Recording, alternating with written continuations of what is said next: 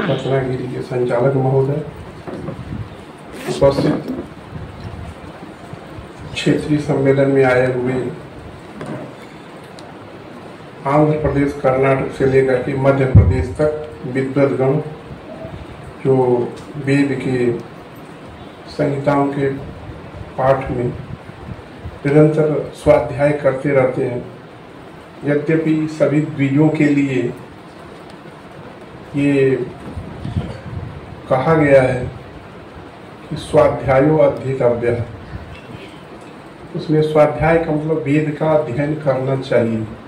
कुछ लोग उसकी व्याख्या ये भी करते हैं कि वेद का स्वाध्याय का मतलब विद्या का अध्ययन करते रहना चाहिए निरंतर, जब से आप शिक्षित हुए तब से लेकर के मृत्यु पर्यंत। और उसमें विद्या के उपदेश में दो तरह की विद्याएं हैं, एक लौकिक विद्याएं, एक पारलौकिक विद्याएं, जो अध्यात्म की विद्या जिसे कही जाती है, जिसे हम संसार के भौचक्र से मुक्त हो जाते हैं, ऐसी विद्याएं।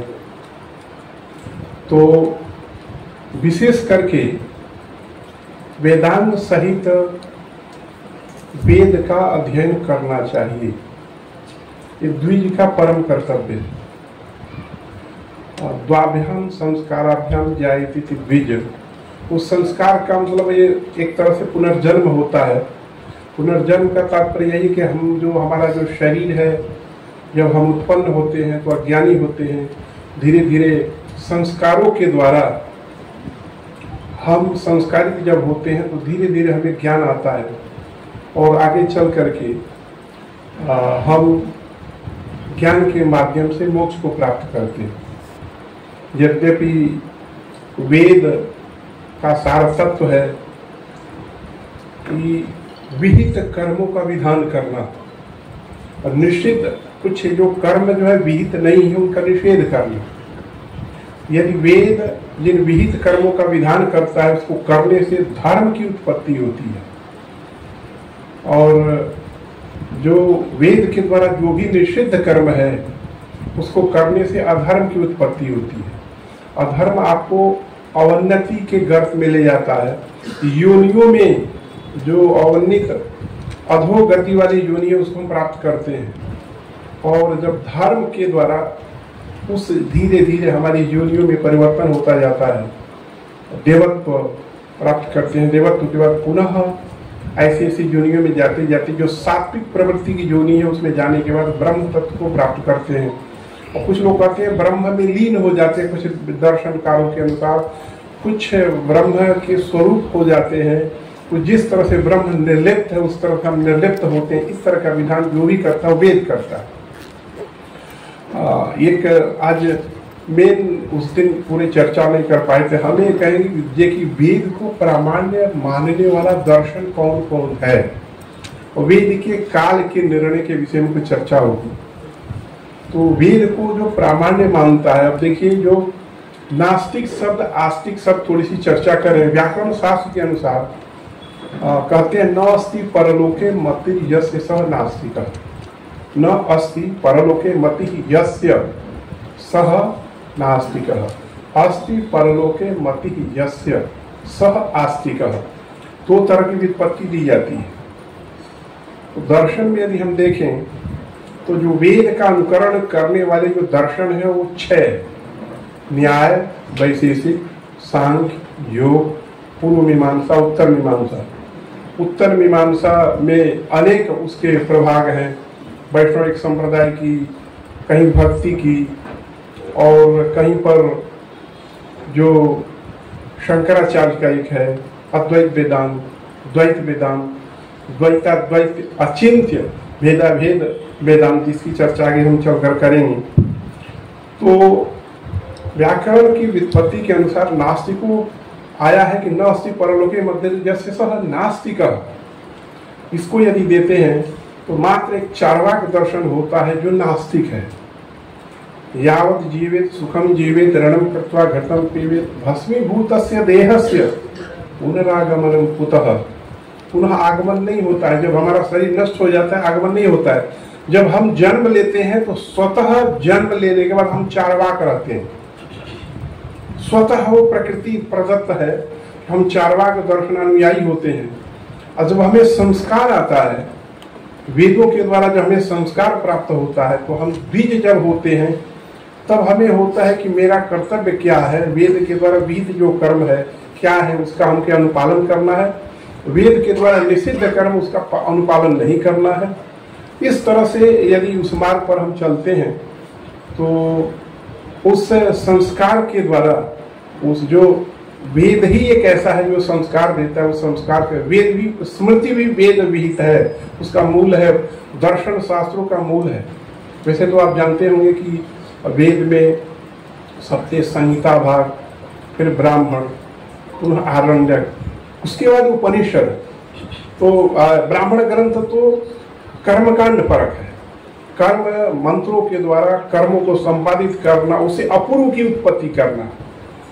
और यज्ञ में एक एक दिन का कर्म है, आपको तो पता ही होगा कि उसे अपूर्व की उत्पत्ति होती है मीमांसा दर्शन के अनुसार। और पूरे यज्ञ के जितने अंग है, प्रतिदिन के कर्म है, संपूर्ण यदि कर देते हैं तो महा अदृष्ट की, नैयायिक अदृष्ट का होता है। और यहाँ पर मीमांसा दर्शन महा अपूर्व की उत्पत्ति होती है, जो कि उस यज्ञ का जो लक्ष्य है उसकी प्राप्ति होती है। जैसे एक तो कहते हैं स्वर्ग की प्राप्ति, दूसरा लक्ष्य है कि विश्व का कल्याण, विश्व में सभी जनों की उन्नति, और राक्षसी प्रवृत्ति का धीरे धीरे अभाव होना।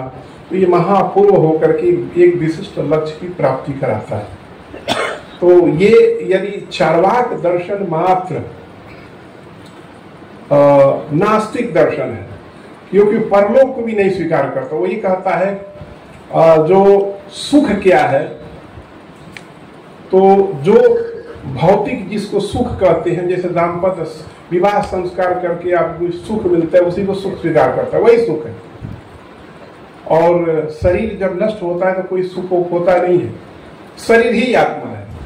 वो जो चैतन्य, यद्यपि नैयायिक स्वीकार करता है कि चैतन्य इस शरीर में, आपके शरीर में जो चेतनता है वही आत्मा है, लेकिन वो कहता है कि चैतन्य विशिष्ट जो शरीर है वही आत्मा है। जब वो चर्चा करता है तो कैसे चैतन्य, यदि नैयायिक कहता है कि मृत अवस्था में शरीर तो है लेकिन चेतनता नहीं है, तो व्यभिचार हो गया। जब शरीर को आत्मा मानते तो चेतनता रहनी चाहिए।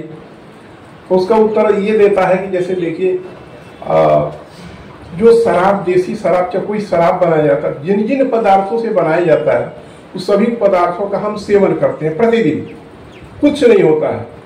लेकिन उन्हीं पदार्थों का जो विभिन्न तरीके से सम्मिश्रण कर दिया जाए, एक मादकता उत्पन्न होती है जिसको निषिद्ध किया गया है वो हमारे लिए। उस मादकता का हम सेवन करते हैं तो अपने कर्तव्य से भ्रष्ट हो जाते हैं, इसलिए उसको निषिद्ध किया गया है। चार्वाक दर्शन स्वीकार करता है कि जिस तरह से कुछ विशेष प्रकार के बीज हैं जो हम उसको, जैसे देखिएगा गन्ने का जो सीरा होता है उस सीरे से शराब बनाया जाता है, और वही गन्ने का ये जो पदार्थ जो होता है गुड़ बनता है, और उस गन्ने से ये जो बनता है चीनी बनती है, शर्करा जो बनती है, उसको हम सेवन करते हैं, कुछ नहीं होता है। लेकिन उसी के सीरे से यदि शराब बनाते हो मादकता उत्पन्न होता है। ठीक उसी तरह से चार तत्व है, पृथ्वी जल तेज वायु, चारों के सम्मिश्रण करने से एक जो न्यूनता अधिकता होने, पृथ्वी जल तेज वायु के सम्मिश्रण से चैतन्य शरीर में चेतनता आ जाती है। तो शरीर जो है जड़ पदार्थ है, परंतु चारों के सम्मिश्रण से चेतनता उत्पन्न हो जाती है। इसका मतलब ये शरीर का नाश माने वो मोक्ष प्राप्त कर ले, शरीर छेद मोक्ष। तो उसमें चर्चा आई कि देखिए, यदि आप सही कह रहे हैं कि जो शरीर का नाश मोक्ष है, और जब हम जिसको सुख आप अनुभव करिएगा, आप जो जिससे आपको सुख का अनुभव होता है वही आपके दुख का कारण बनता। एक क्षण सुख रहा, कालांतर में दुख का कारण हो। तो जो सुख जिसको समझते हैं वही कालांतर में दुख का रूप धारण करता है, तो सुख ही नहीं है। ऋषियों ने इसकी चर्चा की, वो सुख नहीं है अपने जीवन में। वो कहा था दुख पंग निमग्ना नाम कुटिदेषु अष्टादश विद्या स्थानेषु अभ्यारित राम अन्वेषितुम न्याय विद्याम प्रणिनाय। आया है कि महर्षि गौतम के विषय में आता है कि दुख संसार का मतलब दुख रूपी पंख है, हम सभी उसमें निमग्न हैं। आप स्वयं अनुभव करिएगा, जिसको आप सुख समझते हैं कालांतर में वही जाकर दुख होता है। तो ये चर्चा ही कह रही है, जिसको सुख चार्वाक, अन्य दार्शनिक कहे कि चार्वाक जिसको दुख सुख कह रहे हैं वो तो दुख है। तो उसने उदाहरण दिया कि जिस तरह से ये क्षेत्र विशेष है यहाँ पर, जैसे हमारे मंत्री जी चर्चा किए कि यहाँ के लिए मछली बहुत प्रसिद्ध है, बंगाल की और यहाँ की मछली प्रसिद्ध है। तो मछली खाने वाला व्यक्ति अभी देखिए मछली को बनाकर खाएगा तो ऐसे नहीं खा सकता, उसके कांटों को निकालता है, ये तो चूहन होगा उससे। तो वही कहना है उनका कि क्या कि मछली को खाने वाला व्यक्ति कांटों के डर से, कांट है दुख, तो उस कांटों के डर से मछली नहीं खाएगा, वो निकाल देता है जो खाद्य नहीं है और मछली को खा लेता है। ठीक उसी तरह से संसार आए हैं तो जो सुख में दुख है तो दुख को हटा दीजिए, सुख का उपभोग करिए। तो उपभोक्तावादी प्रवृत्ति बहुत काल से, इसीलिए देखिएगा चार्वाक दर्शन का कोई स्वतंत्र ग्रंथ अभी मिलता नहीं है, सब नष्ट हो गए, कुछ सूत्र भी मिलते हैं। तो उसका उत्तर ये दिया गया। तो अब बाद में ऋषियों ने देखा कि चार्वाक दर्शन की यदि सभी लोग सम्मान करना शुरू, अभी देखिए पाश्चात्य दर्शन मात्र चार्वाक दर्शन पर आधारित है। अमेरिका है और अन्य देश है जो उनका उपभोक्तावादी संस्कृति वो यही चाहते हैं, जिन किन प्रकारेण काम का उपभोग करें और जिन किन प्रकारेण अर्थोपार्जन करें। तो उससे क्या होता है, दोनों यदि करते हैं तो समाज का विघटन होगा और समाज की निर्मिति ठीक तरह से नहीं हो पाएगी। इसीलिए वेद जो निर्देश किया, भारतीय संस्कृति का मूल ग्रंथ जो वेद है उसने निर्देश दिया कि 4 स्तंभ है, जीवन के 4 स्तंभ है, सुख के 4, धर्म अर्थ काम मोक्ष। तो सबसे पहले उन्होंने धर्म को रखा। तो धर्म को रखा कि धर्म का मतलब धर्म के माध्यम से अर्थ का उपार्जन करना। जैसे अभी देखिए एक काम भी पुरुषार्थ है, काम पुरुषार्थ के लिए धर्म के माध्यम से, और यही किसी के माता पिता नहीं चाहते हमारा पुत्र और पुत्री दुखी हो, तो समाज के बंधन को देखते हुए विवाह संस्कार करते हैं, ब्राह्म विवाह होता है। ब्राह्म विवाह मंत्रों की शक्ति से, एक हमारे मित्र है कि जो 5000 विवाह कराए हैं, ब्राह्म विवाह कराते हैं, एक भी शादी टूटती नहीं है। तो ब्राह्म विवाह में इतनी शक्ति है वेदों की, यदि ठीक विधि से, ठीक तिथि पर, और जो दोनों के कुंडली के हिसाब से यदि मुहूर्त है उस मुहूर्त पर विवाह किया जाता है तो किसी तरह से वो जो ब्राह्म विवाह है सफल होता है।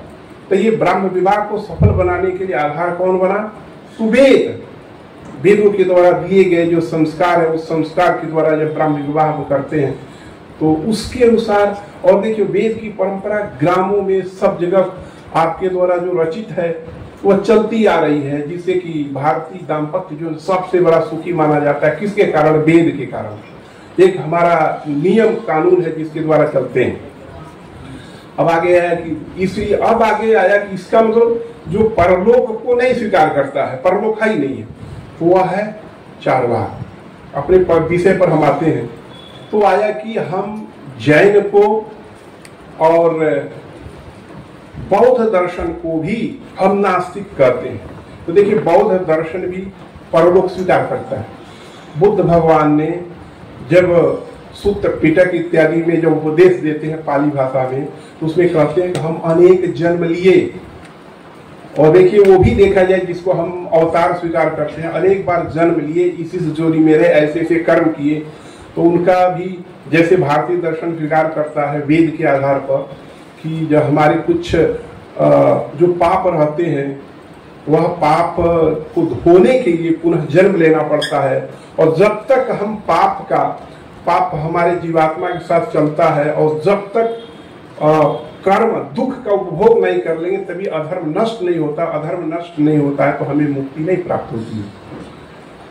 तो उस स्थिति में इसका मतलब बौद्ध दर्शन भी परलोक को स्वीकार करता है। जैसे या स्वर्ग कानून, या स्वर्ग की इच्छा हो तो याग करना चाहिए, कौन बता रहा, वेद के द्वारा विध कर्म है। चार्वाक स्वर्ग को स्वीकार नहीं करता है, तो बौद्ध स्वीकार करता है। तो क्या बौद्ध को आस्तिक हम कहेंगे? फिर ऐसे जैन भी नहीं स्वीकार करता है। परलोक स्वीकार करता है जैन भी। तो परलोक को स्वीकार करने वाले दोनों हुए तो न अस्ति परलोके मति यस्य सब नास्तिक।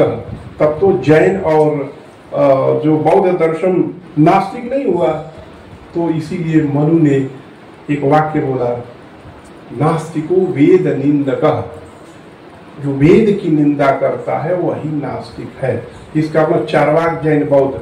अब देखिए बड़ा आश्चर्य है कि नैयायिक इतना तार्किक है, और जैसे नव्य न्याय में नीरक क्षीर विवेकी, जिस तरह से हंस जो है जल और दुग्ध मिला हुआ है तो दुग्ध को ग्रहण कर लेता है और जल को छोड़ देता है, उसी तरह से नैयायिक बहुत तार्किक है और तर्क की कसौटी पर जब तक वस्तु की सिद्धि नहीं होती है तब तक स्वीकार नहीं करता है। लेकिन न्याय, वैशेषिक, सांख्य, योग और पूर्व मीमांसा, उत्तर मीमांसा वेद की प्रामाणिकता को स्वीकार करते। उस वेद प्रामाणिक है, इसी पर हम चर्चा करना चाहते हैं। तो अब इसमें वेद प्रामाणिक कैसे है, क्या प्रमाण कोई है? तो कहते हैं कि सभी दर्शनों के सबसे प्राचीन ग्रंथ है सूत्र। तो वैशेषिक दर्शन का सबसे प्राचीन ग्रंथ है सूत्र। जैसे कि जो कणाद ऋषि ने वैशेषिक सूत्र का निर्माण किया, 2-3 सिद्धांत आपको बता दें कि वैशेषिक सूत्रकार ने 2-3 चीज, अभी 9वीं कक्षा की विज्ञान की पुस्तक को आप देखेंगे तो उसकी भूमिका में दिया है कि एक कणाद ऋषि भारतवर्ष में हुआ था जिसने परमाणु की खोज की थी, ऐसे लिखा हुआ है उसने। तो सब स्वीकार, आस्तिकता को स्वीकार न करते हुए स्वीकार करते हैं। तो वैशेषिक सूत्र की एक विशेषता है कि 3-4 हजार ईसा पूर्व, हम लोग के अनुसार 10-15 हजार वर्ष पूर्व कणाद ऋषि ने एक परमाणु से जगत की उत्पत्ति होती है ऐसा उन्होंने स्वीकार किया। पूरे जगत की उत्पत्ति परमाणुओं से होती है, तो परमाणुओं से जगत की उत्पत्ति होती है ऐसा, और गुरुत्वाकर्षण सिद्धांत को उन्होंने बताया। जो परमाणुओं से जगत की उत्पत्ति होती है उस परमाणु को नित्य माना। अभी देखिए आजकल जो जिस परमाणु को हम नित्य मानते हैं विज्ञान उसका खंडन कर चुका है। तो लेकिन कणाद लिखते हैं उसमें सद कारणवन नित्यम। सत्य का तात्पर्य होता है जिसके सत्ता का तीनों कालों में बाध न होता, उसको सत्य बोलते हैं। भूत में जो समय बीत चुका है, अनादि काल से जो आ रहा है, उसमें भी, भूत में, भविष्य में और वर्तमान में, जो तीनों कालों में ये वस्तु रहती है उसको सत्य बोलते हैं। तो उन्होंने लिखा सत्य, जिसके तीनों कालों में सत्ता हो वही परमाणु है। अभी देखिए विदेशों में कहीं हुआ तो ब्रह्मकण को इन्होंने माना था कि वो ब्रह्मकण से जगत की उत्पत्ति स्वीकार किए, इसके पहले नहीं स्वीकार करते थे। तो उन्होंने किया कि जो सत्य हो, जिसके कारण न हो। देखिए कार्य कोई बनता है तभी पैदा होता है, हम सभी के कोई न कोई कारण है। तो हम किसी न किसी कारण से पैदा हुए, तो हमारा शरीर नित्य है, हमारी शरीर में जीवात्मा है वह नित्य है, क्योंकि वह किसी से न पैदा हुआ है न नष्ट होगा, वो बना रहेगा जिसका तस। तो सद कारण, सत माने जिसकी तीनों कालों में सत्ता हो, जो कारण वाला न हो, जिसके कोई कारण न हो और जो नित्य हो, उसको परमाणु कहते हैं। इसका मतलब कि इतना सूक्ष्म कण जिसका कोई खंडन विखंडन न कर सके उसको परमाणु उन्होंने स्वीकार किया था, और जिसका भी खंडन हुआ परमाणु ने स्वीकार किया। इसका हमने परमाणु विज्ञान की चर्चा की। और एक और सूत्र आया है, प्रयत्न यदि हो रहा है और आप में गुरुत्व, गुरुत्वात् प्रयत्न भावे पतनम। उन्होंने देखा कि पृथ्वी, देखिए पृथ्वी में गुरुत्व नामक गुण है। उन्होंने स्वीकार किया कि पृथ्वी को छोड़कर न जल में भी गुरुत्व है, जल को फेंकिएगा तो गिरता है। तो पृथ्वी और जल में गुरुत्व नामक गुण है, तेज में नहीं है, वायु में नहीं है, आकाश तो निराकार आकाश है। तो पृथ्वी और जल में गुरुत्व नामक गुण उन्होंने स्वीकार किया। और पृथ्वी के सजाती और जल के सजाती किसी वस्तु को ऊपर फेंकेंगे तो देखिएगा गुरुत्व गुण जिसमें अधिक है। अभी देखिए कि आपसे सबसे बड़ा बलवान व्यक्ति से आप सबसे बलवान है, किसी को पराजित कर सकते हैं। आपसे शक्तिशाली व्यक्ति आता है तो आप कमजोर पड़ जाते हैं। तो उसी तरह से पृथ्वी के पास गुरुत्व बहुत आकर्षण करने वाली शक्ति है। और पृथ्वी के समान सजातीय लघु जो पदार्थ है जब ऊपर फेंकते हैं, पृथ्वी के गुरुत्व अधिक गुरुत्वाकर्षण शक्तिशाली होने के कारण वो अपरितर उस वस्तु को खींच लेती है। जल में भी गुरुत्व गुण है और जल को भी जब प्रक्षेपित करते हैं, पृथ्वी में गुरुत्व गुण है तो वो जो प्रक्षेपित करे लघु होगा और ये पृथ्वी महान है, उसकी अपेक्षा महती है तो वो अपने तरफ वो खींच लेती है। तो गुरुत्वाकर्षण सिद्धांत का दिग्दर्शन उन्होंने किया वैशेषिक सूत्रकार में। तो अब विषय पर चले और देखिए उसमें भी एक आया है कि जो आप लोग मंत्र के द्वारा विसेचन करते हैं, तो वैशेषिक सूत्रकार वेद की प्रामाण्य को, मंत्रों की प्रामाणिकता को स्वीकार करते कहते हैं कि वस्तु के अभिसिंचन से, मंत्र के अभिसिंचन से भी पवित्रता होती है। उन्होंने एक उदाहरण दिया कि प्राचीन काल में क्या होता था कि एक कोई पदार्थ है, अब वस्तु कोई खो जाती रही तो जो इस लोटा है उससे बड़ा कोई पदार्थ है, उस पर पीतल का होता था, विसेचन मंत्र द्वारा विसेचन किया जाता था। एक व्यक्ति उसको पकड़ता था, जहां तो सामान चोरी हुआ है धीरे धीरे उसके घर पहुंचता रहा। इस तरह की हम अपने यहाँ भी परंपरा देखें, अब तो लुप्त हो गई है। यदि अब तो ये भी परंपरा हो गई है कि यदि चोर पकड़ा गया तो दूसरे दिन आप पर घात कर देगा, इसलिए परंपरा समाप्त हो गई। लेकिन गाँव में हम देखे हैं और पकड़ में आता था इस तरह का, तो उसमें दिया है कि मंत्रों के द्वारा कुछ ऐसे पदार्थ का विसेचन करके एक व्यक्ति पकड़ा है तो धीरे धीरे वो चलते हुए जो लक्ष्य है वहां से चोरी की गई वस्तु को प्राप्त करा देता था। तो मंत्र की प्रामाणिकता को उसमें दिया है। तो दिया वैसे सूत्रकार कहते तद वचनात् आम्नाय से प्रामाण्यम। वेद प्रामाणिक क्यों है? वेद की प्रामाणिकता, वेद के लिए अलग कोई प्रमाण की जरूरत नहीं है। जैसे देखते हैं, हम देखते हैं कोई, आप सब भी कोई सामने वस्तु चक्षु से दिखाई दी कहते हैं हाँ है। जो वस्तु चक्षु से नहीं दिखाई दी उसके सजाती कोई वस्तु दिखाई दिया तो जैसे मान एक अनुमान के द्वारा आपको उदाहरण बताएं, कल भी उस दिन भी बताए थे, उसमें यह है कि आपके द्वारा वेद पाठ हो रहा है, ध्वनि निकल रही है। यह ध्वनि से आपका अनुमान इसलिए किया जाता है कि एक व्याप्ति हमारे यहाँ न्याय में बनती है, जत्र जत्र वैदिकस्य ध्वनि तत्र तत्र वैदिकः अस्ति। क्योंकि वैदिक है तो देखिए आप व्यापक है, अधिक है, ध्वनि कम है, क्योंकि आप बैठकर भी रह सकते हैं, ध्वनि भी कर सकते हैं, तो आपका शरीर व्यापक है।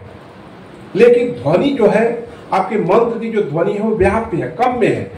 कभी आप मंत्र को उच्चारण कर सकते, कभी नहीं कर सकते। तो आपके उसके द्वारा आपका अनुमान कर सकते हैं, आपके द्वारा वेद ध्वनि का अनुमान नहीं कर सकते। तो इस तरह से ये जो अनुमान जो किया जाता है इसके लिए, तो प्रत्यक्ष अनुमान एक वो शब्द प्रमाण भी होता है, शब्द के द्वारा प्रत्यक्ष अनुमान, उपमान, शब्द, अर्थापत्ति भी प्रमाण। ऐसे कोई 5, कोई 4, कोई 6, कोई 8 प्रमाण स्वीकार करते हैं। परंतु वेद की प्रामाणिकता के विषय में कोई वस्तु है ही नहीं है। हम मानते हैं कि वेद के द्वारा भी चर्चा चल रही थी, जो वेद के ऋषि हैं उस ऋषियों को पाश्चात्य वैज्ञानिक, पाश्चात्य जो भाषाविद स्वीकार करते हैं कि वो लेखक है, रचना उन्होंने की है। लेकिन हम लोग ये मानते हैं ऋषियों मंत्र द्रष्टा, वास्तविक भी है, ऋषयः मंत्र द्रष्टा। ऋषियों ने साक्षात्कार किया, याद कर लिखते हैं कि ऋषियों ने साक्षात्कार किया, जिस ऋषि ने साक्षात्कार किया उसी ने उस संहिता को ध्यान देकर के अपने शिष्यों में समारोपित किया। वो अपने शिष्य में इस तरह की अनादिकाल से परंपरा आ रही है जिसको आप लोग पुनर्जीवित करके रखें। तो तद वचनात्, अब वेद प्रामाणिक है, इसमें जैसे वेद प्रामाणिक है, इसमें है क्या प्रमाण? ना प्रत्यक्ष है, ना उपमान है, ना शब्द है, कोई भी नहीं प्रमाणिक है। आप मान लीजिए कि शब्द प्रमाण मानेंगे तो पहले ईश्वर की सत्ता स्वीकार हो तब वेद की प्रामाणिकता हो सकती है। और जैसे आप कहते हैं, क्या हम लोग भी कहते हैं वेद जो है ईश्वर के श्वास स्वरूप है, तो उसमें उन्होंने दिया तद वचनात्, ईश्वर वचनात्, ईश्वर का वचन होने से वेद प्रामाणिक है। तो वेद के लिए किसी अन्य प्रमाण की आवश्यकता नहीं है। क्यों नहीं है? तो वेद जो है शब्द प्रमाण है, और शब्द प्रमाण आया है कि शब्द प्रमाण किसे कहते हैं? आप्तस्तु वाक्यम शब्द। आप्त कौन होता है? यथा आया है उसमें आत्तस्तु यथा वस्तुना स्वरूपम वर्तते तथैव यः प्रतिपादयति। आप्त माने यथार्थ वक्ता, सदा सत्य बोलने वाले व्यक्ति को आप्त कहते हैं और आप्त के वाक्य को प्रमाण कहते हैं। तो वेद को मान लीजिएगा, वेद प्रमाण है, शब्द प्रमाण है, लेकिन शब्द प्रमाण किसका वाक्य है? किसी का वाक्य होगा, ऋषियों की प्रमाणिकता क्या है? तो इस तरह से उन्होंने कहा कि तद वचनात् ईश्वर वचनात्, ईश्वर का वचन होने से वेद प्रामाणिक है। ईश्वर का वचन कैसे हो गया? तो नैयायिक यद्यपि पौरुषेय स्वीकार करता है, वेद को पौरुषेय, मीमांसक आप लोग भी स्वीकार करते हैं वेद अपौरुषेय है, मीमांसक भी चाहे आप लोग भी यही स्वीकार करते हैं वेद अपौरुषेय है, नैयायिक कहते हैं वेद पौरुषेय है। तो पौरुषेय का तात्पर्य क्या है? सृष्टि, प्रत्येक सृष्टि के आदि में ईश्वर, हाँ, अनुपूर्वी विशेष को नित्य मानते हैं नैयायिक। नैयायिक वेद के जो अनुपूर्वी विशेष है, जैसे स्वर्ग कामो यजेत, इस वाक्य में जितने वर्ण है वह अनुपूर्वी विशेष है, उसको व्युत्क्रम से आप नहीं कर सकते। आप जानते ही हैं, व्युत्क्रम करके उसको उच्चारण करते हैं तो उसमें अधर्म की उत्पत्ति होती है। तो उसका मतलब जो वाक्य है वो अनुपूर्वी विशेष को नित्य स्वीकार करते हैं, परंतु शब्द को अनित्य मानते हैं। शब्द अनित्य है तो वेद के जो शब्द राशि है वो अनित्य है, परंतु अनुपूर्वी विशेष को नित्य स्वीकार करते हैं। ईश्वर वचनात् सृष्टि के आदि में ईश्वर मनु और शक्ति के शत्रुपा के रूप में सृष्टि करके और जो मनु के रूप में उत्पन्न करके फिर सृष्टि करके अपने शिष्यों को, पुत्रों को वेद का उपदेश देते हैं। तो ईश्वर चरितत्वात्, वैसे एक न्याय पुष्पांजलि ग्रंथ में 9 प्रमाण के द्वारा वो सिद्ध किए हैं ईश्वर की सत्ता है। और जब ईश्वर की सत्ता है तो ईश्वर के द्वारा उच्चरित होने के कारण वेद की प्रामाणिकता है। तो उन्होंने कहा कि ईश्वर उच्चरित कैसे हुआ? ईश्वर की सत्ता ही नहीं है। तो उन्होंने कहा प्रत्यक्ष कोई ऐसा प्रमाण नहीं है कि हम ईश्वर को स्वीकार करें, चक्षु से देख नहीं सकते हैं, अनुमान भी पुस्तक कोई व्याप्ति नहीं है। तो उन्होंने कहा क्षित्यंकुरादिकम सकर्तिकम कार्यत्वात् घटक। थोड़ा सा कठिन लगेगा कि शास्त्र की चर्चा कर रहे जरूर सुने। आया क्षित्यंकुरादिकम सकर्तिकम कार्यत्वात् घटवत्। क्षिति पृथ्वी, ये पृथ्वी भी उत्पन्न हुई है। और अंकुर आप देखे होंगे खेतों में जो बीज वपन करते हैं, गेहूं का बीज, चने का बीज, तो वपन करके चले आए और सम उष्ण जल और भूमि जब हो संयोग बनता है तो जो अंकुरण होता है, तो नैयायिक स्वीकार करता है कि जो अंकुरण में कोई चेतन करता है, जो भी वस्तु पैदा हुई, कोई भी कार्य करते हैं, कोई एक चेतन, जैसे भवन बना होगा, देखिए इस भवन में कौन बनाया? तो जो भी निर्माण किए हो, लेकिन एक शिल्पी इंजीनियर होगा जो इसका स्वरूप बनाया, कैसे करना है, कैसे इसका मॉडल दिया, सब तैयार किया। कहीं न कहीं परंपरा उसकी है इसमें। उन्होंने देखा कि नैयायिकों ने संसार में कोई ऐसी वस्तु पैदा होती है, कोई न कोई वस्तु जो भी पैदा होगी, कार्य है जो पैदा हुई, कार्य, उस कार्य का एक चेतन करता होगा। आप ही देखिए संसार में कितनी वस्तुओं का निर्माण आप लोग कर देते हैं, मनुष्य के द्वारा किया जाता है। तो पृथ्वी है, पृथ्वी भी उत्पन्न हुई है। जैसे अभी वैशेषिक दर्शन का थोड़ा सा बता दें कि जगत की उत्पत्ति कैसे होती है और संहार कैसे होता है। तो कणाद ऋषि के अनुसार कहते हैं कि 4, देखिए आकाश नित्य है, शून्य को आकाश कहते हैं।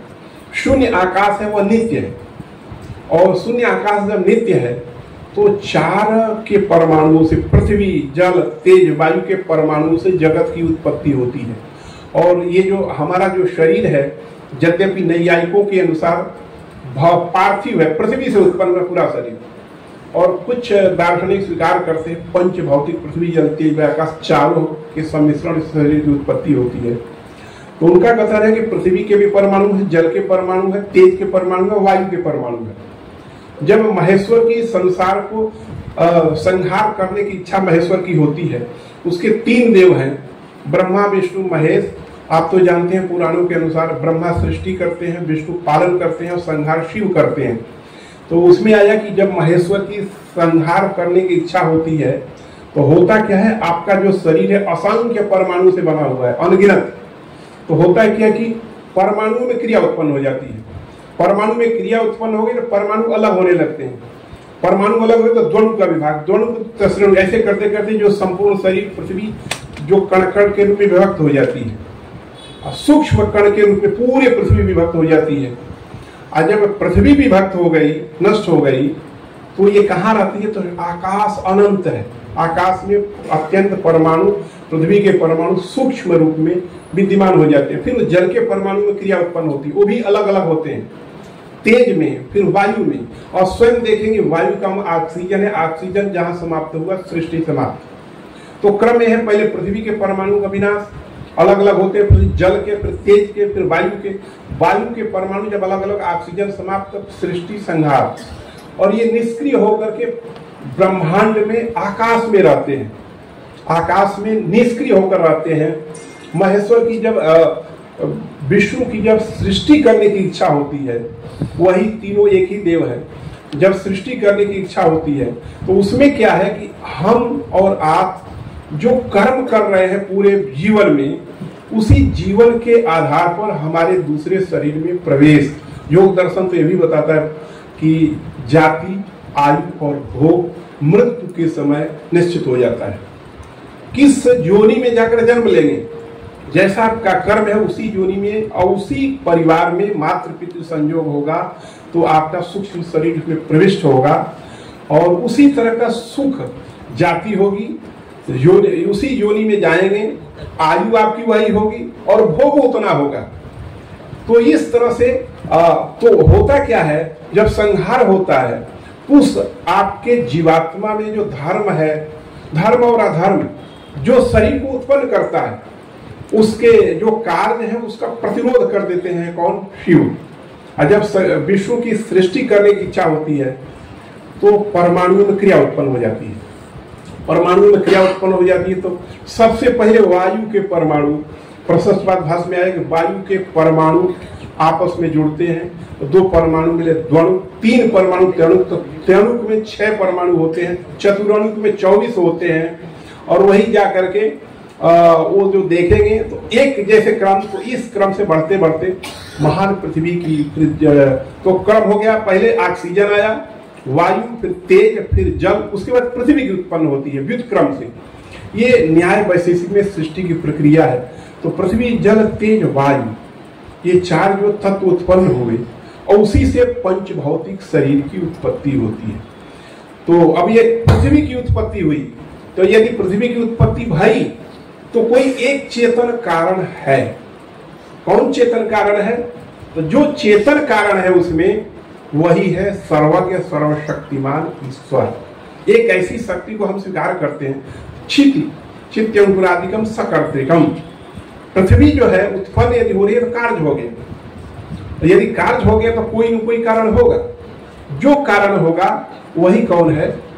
ईश्वर। क्यों ईश्वर स्वीकार करेंगे कि पृथ्वी की उत्पत्ति जो होती है, अंकुरों की उत्पत्ति, असंख्य अंकुरों की उत्पत्ति हो रही है, तो उसमें प्रविष्ट होकर के उसको अंकुरित करना, ये जिसमें शक्ति होगी वही अंकुरण कर सकता है। तो नैयायिक स्वीकार करता है कि जो अंकुरण करने की जो शक्ति है एक ही चेतन है और संपूर्ण ब्रह्मांड में व्याप्त होगा वही कर सकता है। हम यद्यपि हमारी जीवात्मा भी व्यापक है, परंतु इस शरीर से आबद्ध होने के कारण संकीर्ण बन चुकी है, उसमें शक्ति नहीं है। तो जो वो सृष्टि करता है उसे हम ईश्वर कहते हैं, सर्वशक्तिमान। और तो जब सर्वशक्तिमान है, सर्वज्ञ है, तो वेद की जो ज्ञान राशि है, वेद में ऐसे विविध लीलाएं हैं, ऐसे शास्त्र, द्वादश भारतीय दर्शन निकले हैं, जैन, चार्वाक, बौद्ध भी वेद से ही निकले हैं, उसके मूल तत्व उसमें पाए जाते हैं। तो 10-12 जो भारतीय दर्शन है, पुराण है, इतिहास है, स्मृतियां हैं, सबके मूल में वेद है। तो इन सबको 1008 शाखाओं को देखा जाए, अलग अलग उसकी विधि है, इन सबको यदि देखा जाए तो जो सर्वज्ञ है वही उसके स्वरूप को जान सकता है नैयायिक के अनुसार। तो सर्वज्ञ के द्वारा रचित होने के कारण वेद पौरुषेय है, लेकिन जो पुरुष है वह ईश्वर है, ईश्वर चरित होने के कारण तो इसका मतलब देखिए, हमारा कहना तात्पर्य है कि वेद, नैयायिक भी वेद की प्रामाणिकता को स्वीकार करता है, वैशेषिक भी स्वीकार करता है। यद्यपि सांख्य दर्शनवादी वो एक जो दो तरह के, एक निरीश्वरवादी एक शेश्वरवादी, निरीश्वरवादी निराकरण नहीं करता है, लेकिन वो कहता है कि पुरुष पूरे शरीरे शेते इति पुरुष, जो शरीर में निवास करता है उसको हम पुरुष कहते हैं। शरीर, ये शरीर है, आप पूर्व माने नगर, नगर में जो हमारा शरीर एक नगर है, इस नगर में जो निवास करता है उसको पुरुष कहते हैं, जीवात्मा। वह जीवात्मा प्रकृति जीव, अब देखिए प्रकृति क्या है, सत्व रजस तमसाम साम्यावस्था मूल प्रकृति। मूल प्रकृति सत्वगुण रजोगुण तमोगुण की साम्यावस्था को मूल प्रकृति कहते हैं। और यही है कि जैसे चुंबक देखे होंगे, विशेष प्रकार का एक धातु है, बहुत शक्तिशाली चुंबक लाएंगे, इस कमरे में जितने कील होंगे चारों तरफ, वह कील वहां से क्रिया उत्पन्न होगी, आकर के उससे जुड़ जाएंगे। आप स्वयं प्रत्यक्ष रूप से आप देखते हैं, चारों तरफ कील होगा, बहुत शक्तिशाली चुंबक लेकर रख दीजिए, आपको कुछ नहीं करना है, जड़ पदार्थ होते हुए वो चुंबक वहां से निकलेंगे, और ये बहुत शक्तिशाली चुंबक होगा, तो जितने लोहे यहाँ लगे हैं वो जबरदस्ती निकलेंगे आकर के, क्यों, आकर्षण है उसका। ठीक उसी तरह से जीवात्मा जो है, प्रकृति का जब जीवात्मा के साथ विलक्षण संयोग होता है, तो सत्वगुण रजोगुण तमोगुण साम्यावस्था मूल प्रकृति विक्षोभ होता है। सत्वगुण रजोगुण तमोगुण में, सत्वगुण रजोगुण तमोगुण में विक्षोभ हुआ तो न्यूनाधिक भाव हुआ, तो सबसे पहले बुद्धि पैदा हुई, और बुद्धि जब उत्पन्न हुई तो बुद्धि से अहंकार, अहंकार से जो पंच महाभूत एकादश इंद्रियां, पंच महाभूत, पंच तन्मात्रा कहते हैं, पंच महाभूत तो उसके बाद है, पंच तन्मात्रा शब्द स्पर्श रूप रस गंध तन्मात्रा, वो सूक्ष्म भूत है, उसे पृथ्वी जल तेज वायु की उत्पत्ति होती है, और अहंकार से, सात्विक अहंकार से एकादश इंद्रियों की उत्पत्ति होती है, जो क्या है कि एकादश इंद्रिया पंच ज्ञानेन्द्रिय, पंच कर्मेंद्रिय और मन, ये 11 इंद्रियां उत्पन्न हुई। अब ये जो सृष्टि भाई, तो सृष्टि का मूल कारण है कि पुरुष के समीप जाने के कारण, पुरुष के कारण प्रकृति में विक्षोभ हुआ, क्रिया उत्पन्न हो गई, और क्रिया जानते सत्वम लघु प्रकाशकम इष्टम उपष्टम्बकम चलन चरज, सत्व लघु है, प्रकाशक है। अभी वेद मंत्र का उच्चारण करते हैं तो आपका चित्त निर्मल होता है, सात्विक बनता है, सत्वम लघु प्रकाशकम, सत्वगुण लघु होता है, प्रकाशित कराता है, और सत्वम लघु इष्टम उपष्टम्बकम चलन चरज, और जो रजोगुण है वह प्रेरित करता है, क्रियाशीलता उत्पन्न करता है, और तमोगुण है जहां रहेंगे वहीं पर रोक देना, जैसे तमोगुण का आविर्भाव होगा तो हमको रोक देना। इस तरह से सत्वगुण रजोगुण तमोगुण, इससे जगत की जो सृष्टि भाई सांख्य दर्शन के अनुसार, इसका भी यदि देखा जाए तो वेद में एक नासदी सूक्त है, जिसमें जो चर्चा थी सत्कार्यवाद की, उसमें भी विवेचन किया गया, जिससे सत्कार्यवाद सांख्य दर्शन का निकला, तो सांख्य दर्शन का जो सत्कार्यवाद निकला है वह वेद से ही निकला है, और सत्कार्यवाद से ही वही सृष्टि मानी जाती है। कि वो कहा जाता है कि जैसे देखिएगा कछुआ जो है, कछुए के जो 4 टांगे हैं, आप गए उसके समीप, आपने में लीन कर दिया, तो जो कभी देखा नहीं होगा उसको लगेगा अरे ये तो ऐसा ही इसका स्वरूप है कछुए का। थोड़े देर आप गए तो 4 टांगे निकाल चलना शुरू किया, तो अरे तू ही तो था नहीं आगे, इसका मतलब क्या था, अनभिव्यक्त था, अभी आविर्भूत हो गया। उसी तरह से सांख्य दर्शन स्वीकार करता है प्रकृति, जिसको माया कहते हैं, वेद में भी माया की चर्चा आई है, और पुरुष है आत्मा, जो माया है वह प्रकृति है, सत्वगुण रजोगुण तमोगुण की साम्यावस्था है, उसके अंतर्गत सत्कार्यवाद का मतलब कि उत्पत्ति के पूर्व पंच महाभूत, पंच तन्मात्रा, एकादश इंद्रियां, अहंकार और बुद्धि मूल प्रकृति भी है, और फिर आगे प्रकट हो गई। तो उन्होंने नाश का मतलब लय को स्वीकार करते हैं, नाश नहीं होता है, जैसे पृथ्वी का नाश नहीं होता है, पृथ्वी का लय हो जाता है अपने मूल कारण में, सांख्य दर्शन स्वीकार करता है। ये इसका भी निःसरण कहां से हुआ, वेद से हुआ। जैसा कि देखें रामानुज का श्वेता स्वतोपनिषद में लोहित कृष्ण शुक्ला अजा आया है, तो लोहित कृष्ण शुक्ला अजात श्वेता स्वतरोपनिषद। तो अब उसमें इसका मतलब क्या हुआ, लोहित जो है रजोगुण, कृष्ण तमोगुण, शुक्ल है सत्वगुण। तो अजा क्या है, अजा न जायते इति अजा, स्त्रीत्व की विवक्षा में, प्रकृति है स्त्रीलिंग है, तो जो उत्पन्न नहीं होती है। सांख्य दर्शन प्रकृति पुरुष को नित्य स्वीकार करता है, तो जो उत्पन्न नहीं होती है कौन है, प्रकृति। और जो प्रकृति है लोहित कृष्ण शुक्ला सत्व रजस तमोमयी त्रिगुणात्मिका है, इसकी चर्चा श्वेता स्वतरोपनिषद में आता है। और उसी के आधार पर सांख्य दर्शन की भी उत्पत्ति भई। इसका मतलब जो हमारा जो आप वेद जो है, वेद मात्र यज्ञ संपादित करने के लिए नहीं है। उपनिषद भाग जो है, उपनिषद का तात्पर्य यही है कि जो ज्ञान कांड है और उस ज्ञान कांड से मोक्ष की प्राप्ति होती है। उसी तरह से देखिए रामानुज का विशिष्टाद्वैत वेदांत, निम्बार्क का द्वैताद्वैत वेदांत, मध्वाचार्य का द्वैत, वल्लभ का शुद्धाद्वैत, चैतन्य का अचिंत्य भेदाभेद, और ये जितने दर्शन वेदांत दर्शन हुए हैं, उस वेदांत दर्शन का मूल ग्रंथ वेद है। अभी देखिए अद्वैत वेदांत, जो शंकराचार्य ने अद्वैत वेदांत दर्शन को लिखा, ब्रह्म सूत्र की जो 6-7 व्याख्याएं हैं, सभी विद्वानों ने, आचार्यों ने व्याख्या की। तो जो शांकर भाष्यम करके जो है, जो वेद जो शांकर भाष्यम ब्रह्म सूत्र का है, ब्रह्म सूत्र में भी वही आया कि जैसे आया कि यतो वा ईमानी भूतानि जायन्ते येन जातानि जीवन्ति यत् प्रयन्ति अभिसंति तत् विजिज्ञासः तत् ब्रह्म ही।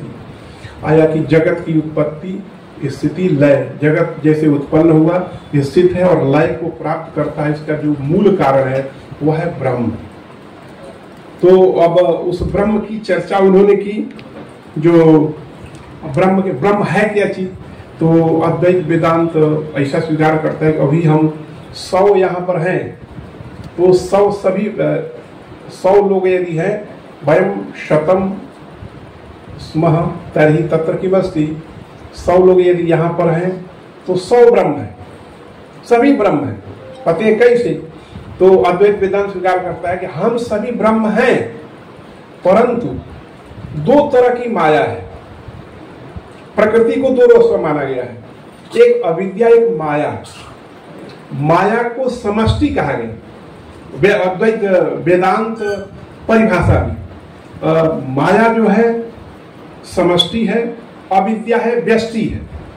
तो अविद्या जो व्यष्टि है, हम यदि 100 हैं तो 100 हमारे सभी के शरीर में, अंतःकरण में एक जो अविद्या है, वो अविद्या के कारण हम अल्पज्ञ हो गए। वही माया रूपी समष्टि से युक्त जो चैतन्य है वह ईश्वर है, वो सर्वज्ञ है। तो शंकराचार्य कहते हैं कि जैसे आप देखे होंगे आकाश, उदाहरण दिए, आकाश को आप देखेंगे, अभी इस कमरे में भी आकाश होगा, देखिएगा कमरे में जो शून्य जगह है उसी को आकाश कहते हैं। तो कक्षावच्छिन्न, कक्ष से विशिष्ट इसको आकाश कहते हैं। अभी ये रत्नागिरी नगर में जो शून्य जगह जहां जहां दिखाई दे रही है, रत्नागिरी जिले से संबद्ध जो आकाश, और जहां पर एक शून्य आकाश है जो निराकार है।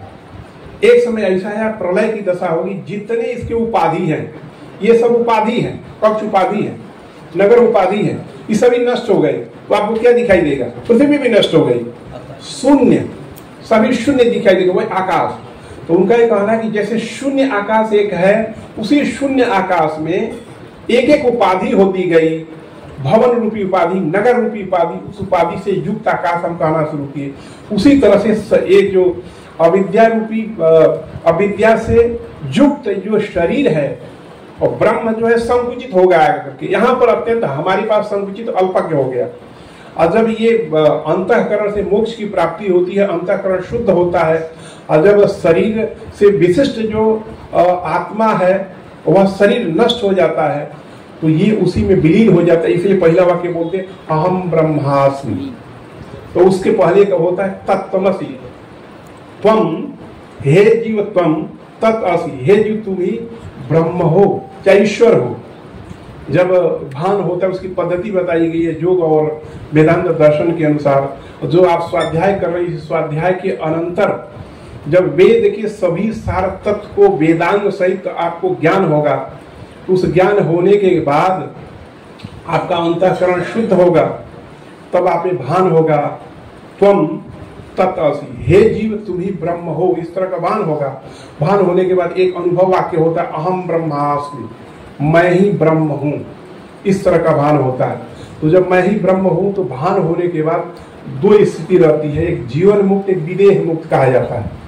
कभी कभी जड़ भरत को कहा जाता था कि जिंदा रहते हुए वो मुक्त हो गए थे, परंतु अनादि जन्मों की वासनाएं हैं, जो जोशी लोग जानते हो, वासनाओं का जो फल होता है भोग करना, दुख और सुख का उपभोग करना, जब तक बना है तब तक सुख दुख को भोग करने के लिए शरीर को धारण करना पड़ता है। जैसे महात्मा बुद्ध को ज्ञान होने के बाद 2 4 10 20 वर्ष जब भी जितने दिन रहे, वह पूर्व जन्म के जो संस्कार है उसे उदित जो कर्म है, वासना है, वो वासनाओं को उपभोग करने के लिए रहना पड़ा। उसी तरह से जब उपभोग हम कर लेते हैं तो मोक्ष की प्राप्ति होती है और न्याय दर्शन स्वीकार करता है। तो ब्रह्म सत्यम जगन मिथ्या जीवो ब्रह्म ही बना पर, ब्रह्म सत्यम जगन मिथ्या, ये जगत मिथ्या है, ब्रह्म सत्य पदार्थ है और जीव ब्रह्म से अतिरिक्त नहीं है। इस तरह से विवरण किया गया। सभी दर्शनों की उत्पत्ति देखा जाए तो वेद से है, वेद की प्रामाणिकता न्याय वैशेषिक सांख्य जो पूर्व मीमांसा उत्तर मीमांसा स्वीकार करता है और प्रकारांतर से निंदा करते हुए भी चारवाक जैन बौद्ध भी वेद की प्रामाणिकता को स्वीकार करते हैं, तभी तो उसका खंडन करते हैं। यदि ईश्वर की सत्ता नहीं है तो ईश्वर नहीं है कैसे कह सकते हैं। जो वस्तु कहा जाता है कि इस तरह से जो वस्तु अली का प्रसिद्ध है तो उसकी चर्चा नहीं करते हैं तो आरोप लगाते हैं, परंतु यदि चर्चा भी करते हैं तो वेद की प्रामाणिकता है। तो आप भी चूंकि शास्त्र की चर्चा हो रही थी तो थोड़ा सा कष्ट का अनुभव कर रहे होंगे, तो इन्हीं शब्दों के साथ, और चूंकि जो भी यदि आपको गम्य हुआ होगा ठीक है, और यदि इसमें कोई प्रश्न हो तो आप उसको उपस्थापित कर सकते हैं इन्हीं शब्दों के साथ। और हमारे जो विभिन्न स्थानों से आए हुए वैदिक विद्वान, उनसे अनुरोध है कि आप अर्थ का अनुशीलन जरूर करें भाष्य इत्यादि का, जिसके कारण वेद का संरक्षण हो सकता है। और अभी सरकार भी चाह रही है कि आपके नवाचार से नई दिशा प्राप्त हो, शिक्षा में भी प्राप्त हो। आपकी जो शिक्षा हो सकता है कि यदि आप नवाचार करके कुछ नया लाते हैं वेद में, तो भविष्य में पूरा विश्व उसका अनुकरण कर सकता है। इन्हीं शब्दों के साथ आप सभी विद्वानों को नमन करते हैं।